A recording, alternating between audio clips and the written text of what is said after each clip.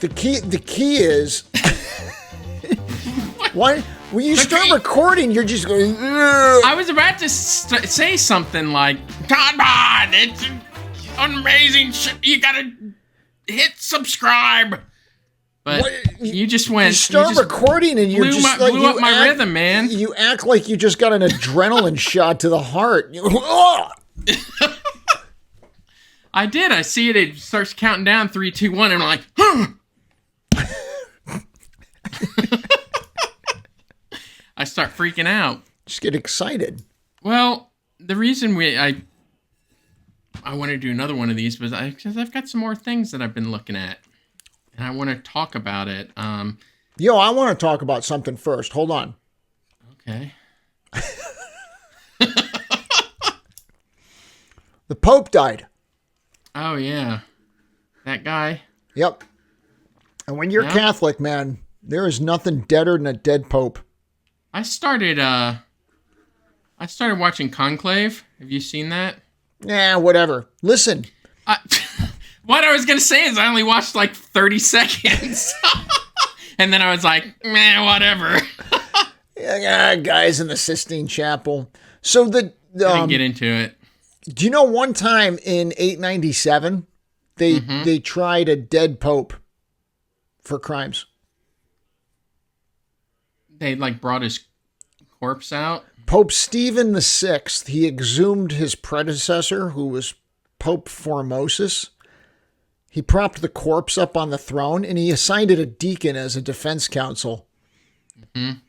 And so what would have been was he going to, strip him of some holy rite if he was found guilty, or what was he going to do? They found him guilty, and they annulled all the things he did. I don't know what he did. And then they drew and quartered him because he should have been executed, even though he was already dead, and threw him into the Tiber. Then the Romans got really ticked off, and they went and dug the pieces of the body out of the Tiber and then overthrew Stephen. So, anytime somebody's like, I can't believe the church is in such chaos, you need a movie on, the Cadaver Synod. Don't tell me about, this movie or whatever. Did they draw and quarter Stephen after this, or what happened? I think they just threw him out. Were they angry because he dug up a pope and he put him on trial? Pope's body? What's the guy gonna say? He's dead. Is that pope still around? The cadaver pope? I don't know. Do they still have pieces of him? Oh, he keep pieces of everything. That's what I'm saying. They've probably got some relic somewhere where it's here's his foot. Yeah, every Catholic altar has a relic of a dead saint in it. Not body parts, but yes. Someone. Sometimes it's a body part. Like an eyeball? Well, yeah. St. Paul outside the walls has Paul's head. Paul's head. St. Paul outside the walls, because Paul was executed outside of Rome. His head is there. So, how do they...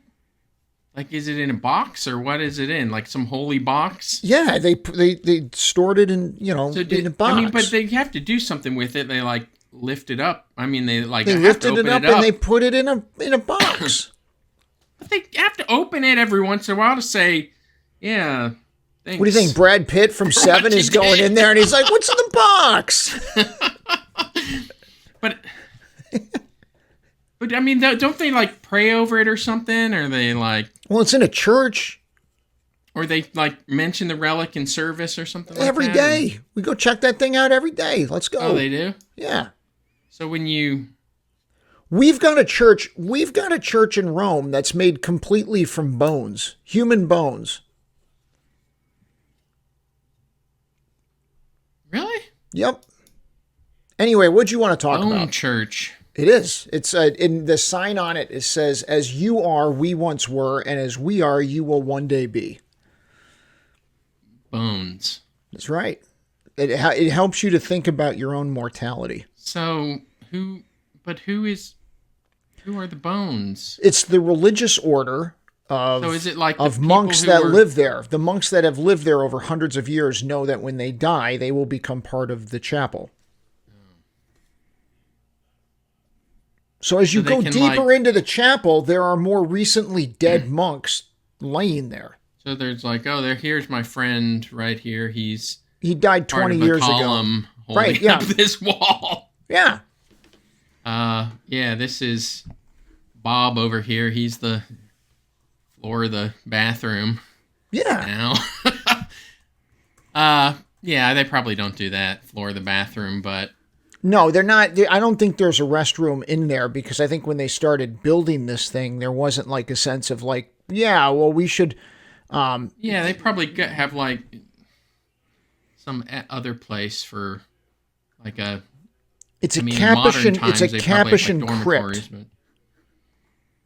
Oh, I'm going to have to... Here, I'm going to share a picture. Okay, show me a picture of it. I'm going to show you what's up with this thing. See if this is any... There you go. Something I want to visit someday with my... You know, if you're going to take out another loan or whatever. So wait. What? So this is like a skull room. Does every skull go in here, or only like certain skulls? Like if skulls of the Capuchin friars. So how do you get into a position where you're like one of the actual skeletons and not just a head? Well, you die. The rest of the bones are used like on the ceiling. So is this supposed to scare the hell out of people or what? It's just supposed to you recognize your own mortality. Okay. This is... I thought it was like... Look at all the pelvi. You better be good. Well, I mean, like, Pelvi? Yeah, those are all pelvis bones. Is that the plural of pelvis? Pelvi? Well, listen, when we lived in Arizona, didn't they, like, the plural of cactus was cacti, right? Yeah, cacti. So I just assume that everything that ends in S is a yeah. Anything that ends in us, cactus, pelvis, I. Yeah, exactly. Makes sense. So, I'm trying to think of how to transition out of that one. How about this? Here's a word from our sponsor. Join our other podcasts at Swing Batter. Yeah, this is the... At Batter Sports. Swing Batter, rounding third. Short-handed. What's the hockey one? Short-handed. Okay. What's the non-hockey one? There's a basketball one. Is that called rebound? It's called anger at the rim or something. I don't think that's it. The basketball one. It's Brendan and Nolan do that. So. Okay. And your dad's still doing rounding third. That's a good one. You guys should check that one out. Yep. All right, we're back.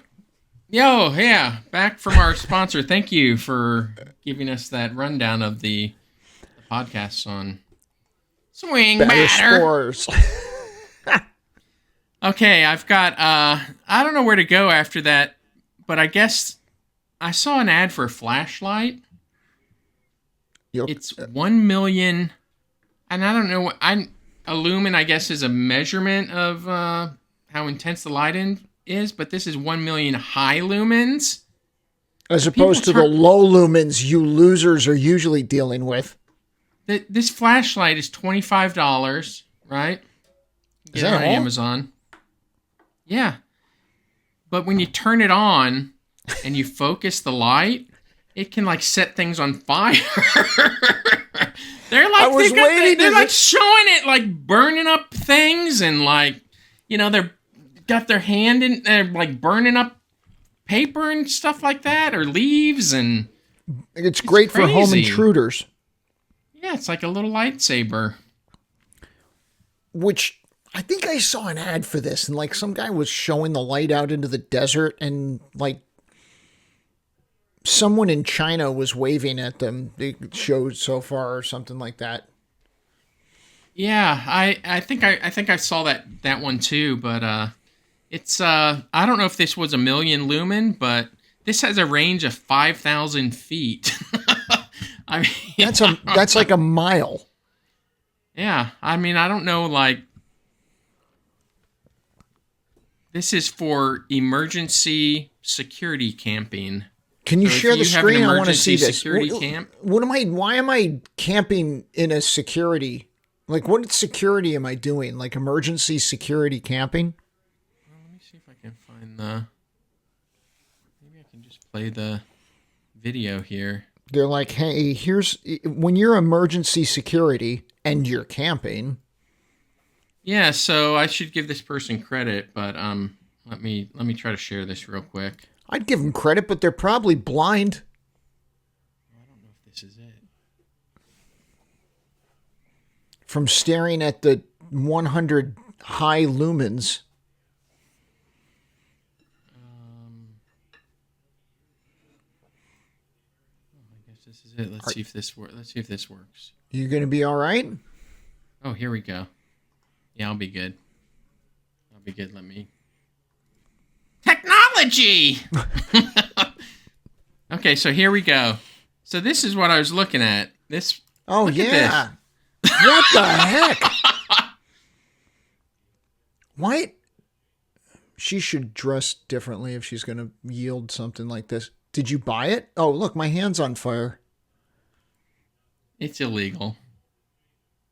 Where? Everywhere it should be.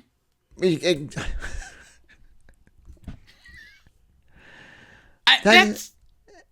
mean, maybe they're doing it for effect, but why should it be?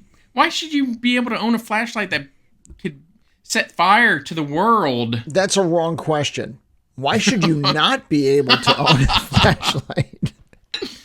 Exactly. Everyone should have one. Right.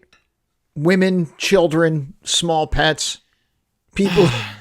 This is what happened in California. Somebody bought that light, and next thing you knew, the Palisades were gone. Yeah, that's a possibility. Possible. That is a possibility. So this was for interesting as F. Interesting dot AIL on X, but I wanted to give him credit because interesting dot Alex. I don't know. It's interesting as F. All right. So check it out. Also, they're putting vampire bats on treadmills because they can't fly. To see how they burn energy. This is government waste, I'm sure, but yeah, that's what they're doing. This is another one of these USAID experiments or Department of Health and Human Services. They're like, let's test this and see if this works. Let's look at this dude. What's he doing? This is it. That's not it. What's he testing? Oh, here we go. I'll show you right here. Look at this. Look at this guy. What?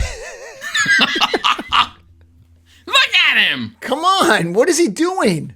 Why is he just flying? He's testing. Testing what? I don't know. Whatever Science News tests. Fauci has gone too far. That's what I'm saying. Like that's how COVID happened. You had running bats. They're like trying to make the bats run, and the next thing you know, the whole world shuts down for 2 months. Yeah. So I mean, I was also reading something about they're breeding mosquitoes to fight like insects or like to help with crops like to kill. Oh yeah, this is one of these parasite or. Anyways, but I don't think that's not a good idea though. Bill Gates wants to breed mosquitoes to deliver vaccines. Oh, really? Oh, yeah. Well, that's a thought, I guess. Yeah, joke's on him. It's already been delivered. Didn't we spray all of America with that anti-mosquito stuff, DDT? Remember, you had those pictures of kids playing in trucks driving by with DDT? Did we have DDT as kids, or was it already banned? I think. No, I think they called it DEET or something, and they were like, "Here, take this spray bottle, put it in your mouth, and suck on this, so mosquitoes won't bite you." Well, that's interesting because bug spray has a distinct smell, right? Yeah, so do you. It's like a chemical smell. It's like a chemical smell. And they've actually invented a way now to spray chemicals on your tongue to kind of virtualize different tastes. Yeah. So if you want to try out a new flavor of candy, they can spray a combination of chemicals on your tongue and you can taste it. So I can taste the candy without eating it. You can taste the candy without eating it. Like if you're let's say you've got your cell phone there and you're like, oh, what does this taste like? Let me just have it spray into my mouth. Yeah, there's no way this can go horribly wrong. Well, I mean, what could go? I mean, chemicals sprayed directly into your mouth to imitate different flavors of the world. I mean, yeah, there's nothing that can go. You don't see where this can go horribly wrong? It's actually they call it a squirty gel. Yeah. Oh, yeah. Tell me more. Tell me more about this big human accomplishment. You know, I can go on Instagram and watch Instagram reels of people spraying fart spray into those inflatable costumes that people have that they're wearing, and they spray the fart spray into the fan.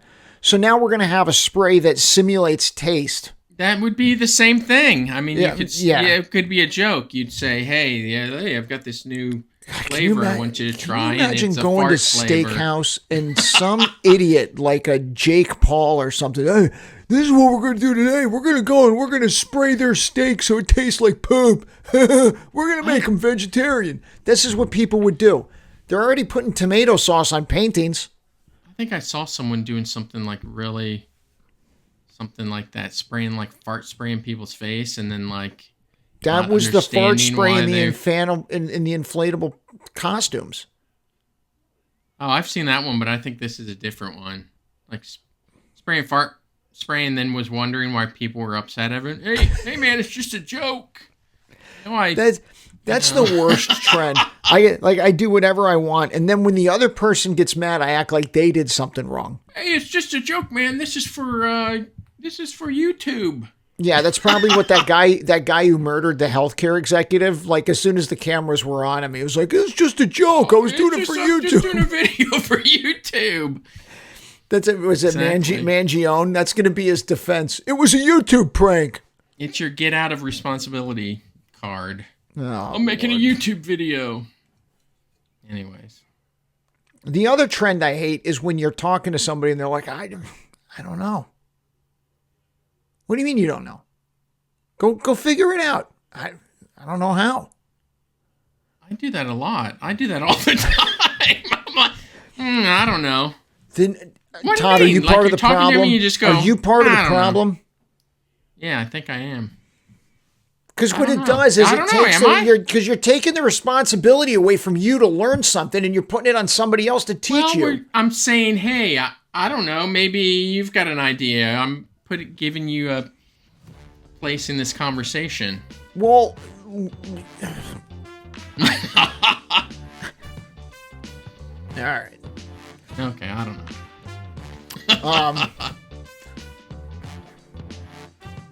Yeah. That was pretty good. Okay. Bye. Todd Pod.